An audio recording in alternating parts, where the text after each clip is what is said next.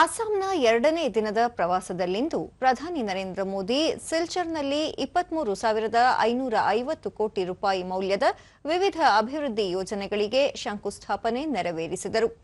ಶಿಲಾಂಗ್ ಸಿಲ್ಚಾರ್ ಕಾರಿಡಾರ್ಗೆ ಭೂಮಿ ಪೂಜೆ ನೆರವೇರಿಸಿದ್ದು, ಇದು ಈಶಾನ್ಯ ಭಾರತದ ಮೊದಲ 4 ಪಥದ ಹೈಸ್ಪೀಡ್ ಕಾರಿಡಾರ್ ಆಗಿದೆ. ಸುಮಾರು 22,860 ಕೋಟಿ ರೂಪಾಯಿ ಮೌಲ್ಯದ 166 ಕಿಲೋಮೀಟರ್ ಹೆದ್ದಾರಿ ನಿರ್ಮಾಣದ ಯೋಜನೆಯು ಮಿಜೋರಾಂ, ತ್ರಿಪುರಾ, ಮಣಿಪುರದ ಸಂಪರ್ಕ ಹೆಚ್ಚಿಸಿ ಪ್ರಯಾಣ ಅವಧಿಯನ್ನು ಕಡಿಮೆ ಮಾಡಲಿದೆ. ಈ ಯೋಜನೆ ಪ್ರಾದೇಶಿಕ ಆರ್ಥಿಕ ಬೆಳವಣಿಗೆ ಮತ್ತು ಗಡಿಯಾಚೆಗಿನ ವ್ಯಾಪಾರವನ್ನು ಹೆಚ್ಚಿಸುವ ನಿರೀಕ್ಷೆಯಿದೆ. ಕರೀಂಗಂಜ್ ಜಿಲ್ಲೆಯ ಪತರಿಕಂಡಿಯಲ್ಲಿ ಹೊಸ ಕೃಷಿ ವಿಶ್ವವಿದ್ಯಾಲಯ ಸ್ಥಾಪನೆಗೂ ಪ್ರಧಾನಿ ಭೂಮಿ ಪೂಜೆ ನೆರವೇರಿಸಿದರು. ಕಾರ್ಯಕ್ರಮದಲ್ಲಿ ಕೇಂದ್ರ ಬಂದರು, ಹಡಗು ಮತ್ತು ಜಲಮಾರ್ಗಗಳ ಸಚಿವ ಸರ್ಬಾನಂದ ಸೋನೋವಾಲ್, ಅಸ್ಸಾಂ ಮುಖ್ಯಮಂತ್ರಿ ಹಿಮಂತ ಬಿಸ್ವಾ ಶರ್ಮಾ ಸೇರಿದಂತೆ ಹಲವರು ಉಪಸ್ಥಿತರಿದ್ದರು. पूर्वोत्तर राज्यों को जोड़ने वाले 2 प्रदेश द्वार हैं। ये दोनों गलियां साथियों ಬಳಿಕ ಪ್ರಧಾನಿ ಶಿಲಾಂಗ್ ಸಿಲ್ಚಾರ್ ಹೆದ್ದಾರಿ ನಿರ್ಮಾಣ ಕೇವಲ ಕಾರಿಡಾರ್ ಯೋಜನೆಯಲ್ಲ, ಇದರಿಂದ ಉತ್ತರ ಮತ್ತು ಪೂರ್ವ ಭಾಗದ ರಾಜ್ಯಗಳನ್ನು ಜನರ ಪ್ರಗತಿಯೊಂದಿಗೆ ಸಂಪರ್ಕಿಸಲಾಗುತ್ತದೆ. ಅಲ್ಲದೆ ಮೈನ್ಮಾರ್, ಬಾಂಗ್ಲಾದೇಶ, ದಕ್ಷಿಣ ಪೂರ್ವ ಏಷ್ಯಾವನ್ನು ಭವಿಷ್ಯದಲ್ಲಿ ಉಜ್ವಲಗೊಳಿಸಲು ಸಹಕಾರಿಯಾಗಲಿದೆ ಎಂದರು. ಇತ್ತೀಚಿನ ದಿನಗಳಲ್ಲಿ ಪ್ರಪಂಚದಾದ್ಯಂತ ಸಂಘರ್ಷದ ಪರಿಸ್ಥಿತಿ ನಿರ್ಮಾಣವಾಗಿದೆ.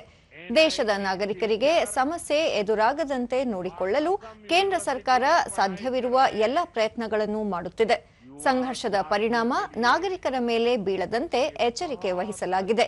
ಇಂತಹ ನಿರ್ಣಾಯಕ ಸಂದರ್ಭದಲ್ಲಿ ಪ್ರತಿಪಕ್ಷವಾದ ಕಾಂಗ್ರೆಸ್ ಜವಾಬ್ದಾರಿಯುತವಾದ ಪಾತ್ರ ನಿರ್ವಹಿಸುವ ಮೂಲಕ ರಾಷ್ಟ್ರದ ಹಿತಾಸಕ್ತಿ ಕಾಪಾಡಬೇಕು.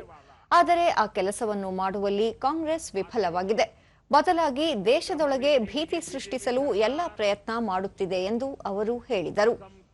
ಕಾಂಗ್ರೆಸ್ ಪಕ್ಷ ಅಧಿಕಾರದಲ್ಲಿದ್ದ ಸಂದರ್ಭದಲ್ಲಿ ಅಸ್ಸಾಂ ರಾಜ್ಯವನ್ನು ಕಡೆಗಣಿಸಲಾಗಿತ್ತು. ಎನ್ಡಿಎ ಸರ್ಕಾರ ಅಧಿಕಾರಕ್ಕೆ ಬಂದ ನಂತರ ಈ ಭಾಗದಲ್ಲಿ ಅಭಿವೃದ್ಧಿಗೆ ಆದ್ಯತೆ ನೀಡಲಾಗಿದೆ. ಅಸ್ಸಾಮಾದಿಯಾಗಿ ದೇಶದ ಪ್ರತಿಯೊಂದು ರಾಜ್ಯದಲ್ಲಿ ಅಲ್ಲಿನ ಮತದಾರರು ಕಾಂಗ್ರೆಸ್ಗೆ ಪಾಠ ಕಲಿಸುತ್ತಿದ್ದಾರೆ. ಈ ಹಿನ್ನೆಲೆಯಲ್ಲಿ ಕಾಂಗ್ರೆಸ್ ಒಂದರ ಹಿಂದೆ ಒಂದು ಸೋಲು ಕಾಣುತ್ತಿದೆ. ಆದರೂ ತನ್ನ ತಪ್ಪನ್ನು ಸರಿಪಡಿಸಿಕೊಳ್ಳುವ ಯಾವುದೇ ಪ್ರಯತ್ನ ಮಾಡಿಲ್ಲ. ಬದಲಾಗಿ ಸೋಲಿನ ಹತಾಶೆಯಿಂದ ರಾಷ್ಟ್ರದ ವಿರುದ್ಧವೇ ವಾಗ್ದಾಳಿ ನಡೆಸುತ್ತಿದೆ. ಇದು ಸರಿಯಲ್ಲ ಎಂದು ತಿಳಿಸಿದರು. ಇತ್ತೀಚೆಗೆ ದೆಹಲಿಯಲ್ಲಿ ನಡೆದ ಕೃತಕ ಬುದ್ಧಿಮತ್ತೆ ಶೃಂಗಸಭೆಯಲ್ಲಿ ಪ್ರತಿಭಟನೆ ನಡೆಸುವ ಮೂಲಕ ಅಪಖ್ಯಾತಿ ತರಲು ಪ್ರಯತ್ನಿಸಿತ್ತು. ಆದರೆ ಅದು ಯಶಸ್ವಿಯಾಗಲಿಲ್ಲ. ಕಾಂಗ್ರೆಸ್ ಪಕ್ಷ ನಡೆದುಕೊಳ್ಳುತ್ತಿರುವ ರೀತಿಯನ್ನು ಇಡೀ ದೇಶವೇ ಖಂಡಿಸುತ್ತಿದೆ ಎಂದು ಹೇಳಿದರು. और यहां के चाय बागानों में काम करने वाले श्रमिकों का असम के विकास में बहुत बड़ा योगदान है। डबल इंजन सरकार किसानों के कल्याण के लिए निरंतर कदम उठा रही है। कल ही गुवाहाटी से मैंने पीएम किसान सम्मान निधि की अगली किस्त जारी की है।